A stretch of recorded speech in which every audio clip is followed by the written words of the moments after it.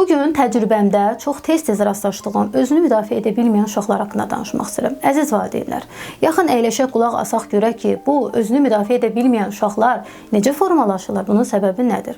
Əlbəttə səbəbləri çoxdur, bir-bir izah eləməyə çalışacağam. Birinci səbəb odur ki, özünü müdafiə edə bilməyən uşaq həm də özgüvənsiz uşaqdır. Əgər ki, o uşaqda özgüvən aşağıdırsa, o heç vaxt özünü müdafiə edə bilməyəcək. Yəni fiziki cəhətdən güclü də olsa, ən zəif, kiçik, az yaşlı uşağın qarşısında da heç vaxt sözünü deyə bilməyəcək, qorxacaq, çəkinəcək. Bəli, ikinci bir məsələ, özünü müdafiə edə bilməyən uşaqlar həmçinin də qorxuları olan uşaqlardır. Bəs yaxşı, bu uşaqlar necə qorxularından böyüklər? Necə olur ki, onlarda qorxu bu qədər yüksək olur ki, özünü müdafiə edə bilmir? Bu o uşaqlardır ki, onların ailələri onu həddindən çox qoruyur.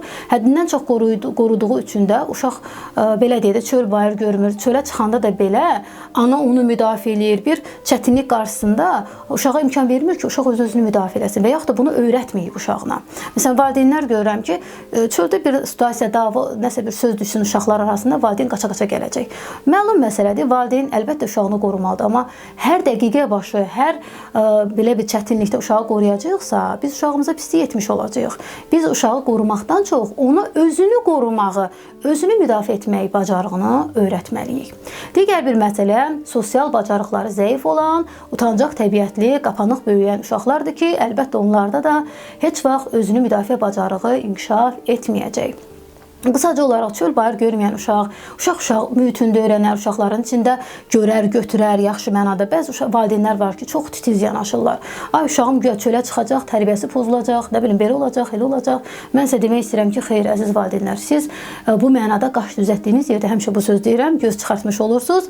Uşağınız uşaq içərisində olmalıdır, uşaq uşaqdan görür, müəyyən bir çətinlik, situasiya olmalıdır ki, görsün ki, özünü müdafiə necə olur. Yəni, qısacası, uşağınızın, belə deyək, yaxşı mənada sosial, bacarıqlı, özünə güvənli, yenə də özgüvənə gedir çıxır. Böyütməyiniz üçün onun, necə deyim, çöldə, bayırda uşaqlar mühitində olmağını, oynamağını təmin etməlisiniz və buna icazə verməlisiniz. Digər bir məsələ, özünü müdafiə edə bilməyən uşaqlar həm də evdə, ümumiyyətlə, məktəbdə söz haqqı verilməyən uşaqlardır. Yəni, bəzən valideynlər bunu çox tərsinə, səhv başa düşürlər. Düşünür ki, mən uşağıma necə söz haqqı verim? Yəni, bəzən valideyn deyir, sən sus, uşaqsan, axı sən nə bilirsən, sən danışa bilməzsən kimi, o qədər bu kimi fikirlər ötürürlər ki, uşaq həqiqətən də özünü müdafiə edə bilmir və bir növ elə bir ki, qorxu yaranır onda ki, mən danışmayayım, mən danışaram, səhv edərəm, hər şeyin elə düzünü valideynin bilir. Yəni, söz haqqı verilmir. Yəni, valideynlərin etdiyi səhv nədir? Olur ki, valideyndir. Məsələn, valideyn də istəmədən səhv eləyə bilərdi. Məsələn, yorğundur, biraz əsəbi tonda danışdı. Uşaq məsəl üçün ona bildirəndə ki, özünü haqlı olaraq etiraz eləyəndə ki, ana, sən bunu sakit edə bilərdin də, yəni mənlə niyə belə danışırsan? Bunu valideyn tərbiyəsizlik kimi başa düşür.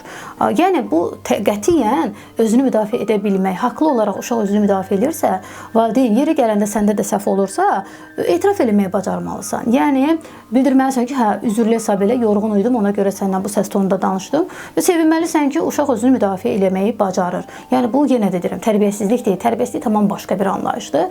Yəni, bu çizgini, sərhəddi də düzgün anlamağımız lazımdır. Yəni, qısacası, evdə özünü müdafiə edə bilməyən uşaq heç vaxt çöldə, digər bir mühitdə özünü müdafiə edə bilməyəcək.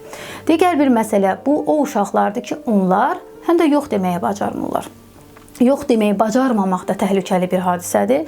Çünki, məsələn, bu cür uşaqları mən öz təcrübəmdə rastlaşıram, görürəm ki, bu uşaq yox deməyi bacarmadığı üçün tez negativ təsirlərə meyllənir. Yəni, hansı bir negativ davranışlı uşaq, belə deyək, görür ki, bu zəifdir, özünü müdafiə edə bilmir, tez təsir altına salır, deyir ki, məsəl üçün, gedək filan bir şey eləyək, bu uşaq meyllənəcək, yox deməyə bacarmayacaq və negativ davranışa meyllənəcək. Hətta başqa təhlükəli hallarla da sizin uşağınız qarşılaşa bilər. Görürsünüz, özünü müdafiə edə bilməməyin altında nə qədər başqa məsələlər də yatır. Yəni, yox deməyi bacarmayan uşaqlar da özünü müdafiə edə bilməyən uşaqlardır. Digər bir məsələ, bu o uşaqlardır ki, onlar həddindən artıq evdə döyülürlər, həddindən artıq zorakılığa məruz qalırlar. Məsələn, ana və ya ata çox aqressivdir, uşaq o qədər döyür ki, belə kobud çıxır sözüm, uşaq artıq bir növ qəbullanır, özünü müdafiə edə bilmir, zəifdir, çarəsizliyin qəbullanır ki, onsuz da mən özümü müdafiə edə bilməyəcəm, həmişə şiddət görmüşəm. Yəni, çox şiddətə meyilli olan uşaqlarda da özünü müdafiə bacarıqları zəif olur və qəbullanır. Ona görə çöldə, bayırda da gücü çatsa da belə artıq şuuraltı olaraq onda formalaşıb deyə, yəni qəbullanıb ki, mən bacarmaram, gücüm çatmaz, yəni o formada da o həyatını davam eləyir. Digər bir məsələ düzgün rol model olmaq. Yəni bu nə deməkdir? Bəzi ailələr var ki, mürəkkəb ailələrdir, böyük ailələrdir, nənə, baba, yəni qaynana, qaynata var. Məsələn, burada uşağın atasının, anasının söz demək belə haqqı yoxdur. Yəni uşaq görür ki, bəzən ailənin böyüyü də olur da, qaynana, qaynata səhv eləyir, haqsızlıq eləyir.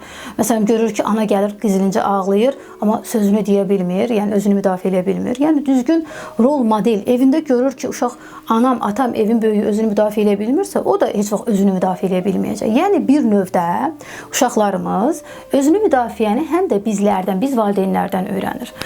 Ona görə də görürsünüzmü, özünü müdafiə edə bilməməyin altında biz baxsaq, bir çox səbəbləri görə biləcəyik. Amma indi məqsəd nədir? Yaxşı, nə edək ki, bu uşaqlarda özünü müdafiə bacarıqlarını inkişaf elətdirək? Elə qeyd elədiyim kimi, uşaqların sosial bacarıqlarını inkişaf elətdirsək, öz fərqindəliyini artırsaq, özünü güclü hiss etməyini təmin eləsək, öz güvənini inkişaf elətdirsək, əlbəttə ki, bu uşağımızda zaman-zaman, yəni müəyyən müddət ərzində görəcək ki, uşaq artıq özünü güvənli hiss elədiyi üçün özünü həm də yaxşı müdafiə edə bilir. Və həmçinin bu uşaqları yeri gələndə onları lazım olan məqamda yersiz yox, normadan artıq yox. Lazım gələn məqamda sən bacararsan, edə bilərsən, afərin mənim qızıma, oğluma deyə lazımi yerlərdə müsbət o tərifləri də verməliyik ki, uşağımız özünü dəyərli, özgüvənli hiss edərək həm də özünü müdafiə edə bilsin. Diqqətinizə görə təşəkkür edirəm. Bu kimi mövzuların ardı gələcək. Əgər kanalıma abunə olmaq istəyirsinizsə də abunə ola bilərsiniz ki, bu kimi mövzulardan zamanında, vaxtında xəbərdar olasınız.